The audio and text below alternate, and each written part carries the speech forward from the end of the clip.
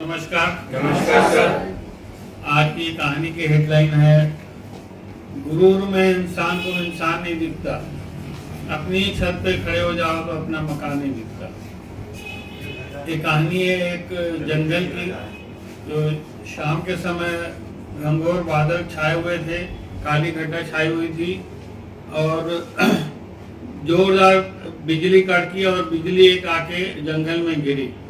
जैसे ही जंगल में गिरी आग लग गई, धीरे धीरे आग फैलने लगी और जो जानवर थे सब अपनी जान बचा के इधर उधर भाग रहे थे। उन जानवरों में एक हिरनी थी सुनहरे बालों वाली। उसके लिए समस्या ये थी कि उसको अपनी जान बचानी थी, क्योंकि वो प्रेग्नेंट थी और उसका दर्द शुरू हो गया था। वो अपने बच्चों को जन्म देने वाली थी। तो भागती गई, आखिर उसमें आशा की किरण दिखने लगी और एक नदी दिखी। नदी के किनारे जाके बैठ गई। थोड़ा देर बैठी, उसके बाद पानी पी। उस सुरक्षित जगह देखने वाली थी तो उससे कुछ आहट सुनाई दी। ऐसे तिरछी नजर से देखी तो उन्होंने देखा कि एक शिकारी बंदूक में गोली भर रहा है इसको निशाना लगाने के लिए। ये सोच रही थी ये क्या हो रहा है, इधर से आग इधर से शिकारी।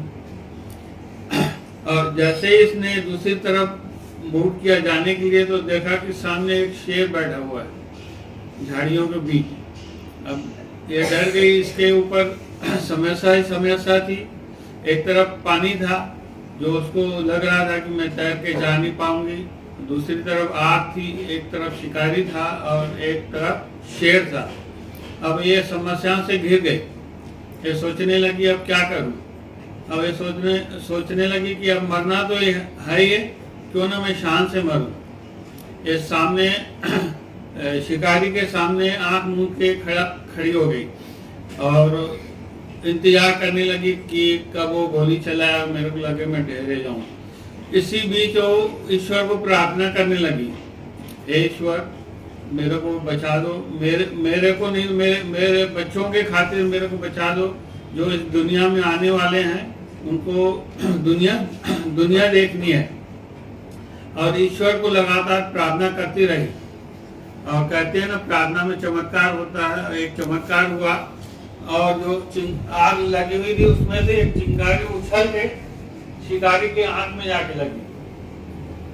तो शिकारी ने गोली तो निशाना लगा दिया था, उसको आंख में चिंगारी जाने के कारण उसका निशाना भटक गया। वो हिरनी को न लग के जाके शेर को लग गई और शेर वहीं ढेर हो गया। और शिकारी को जैसे ही आंख में चिंगारी लगी वो डर के मारे भाग गया कि क्या हो रहा है करके।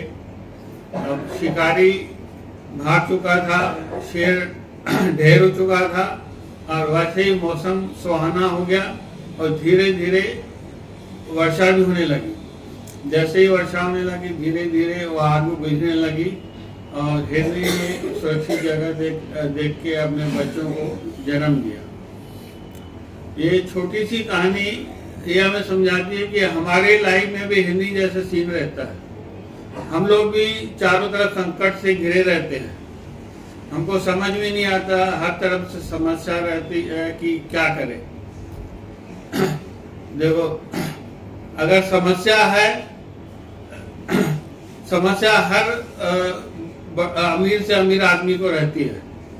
अगर जीवन है तो समस्या भी रहेगी। इसलिए उसका समस्या का निवारण करने के लिए हमको क्या करना चाहिए, हमको भी उस हिरनी की तरह ईश्वर की तरफ हाथ जोड़ के प्रार्थना करना चाहिए कि हे ईश्वर मुझे समस्या से बचाने की शक्ति दो। और उनसे कहिए कि मेरी डोर अब आपके हवाले है, मेरी जीत आपके हवाले, मेरी जीत आपके हवाले है, ये गुनगुना देना। और कहते हैं ना, जहाँ प्रार्थना होती है वहाँ ईश्वर जरूर आता है। अगर आपकी सच्ची प्रार्थना होगी ना तो चमत्कार जरूर होगा, क्योंकि ईश्वर किसी का बुरा नहीं चाहता। धन्यवाद।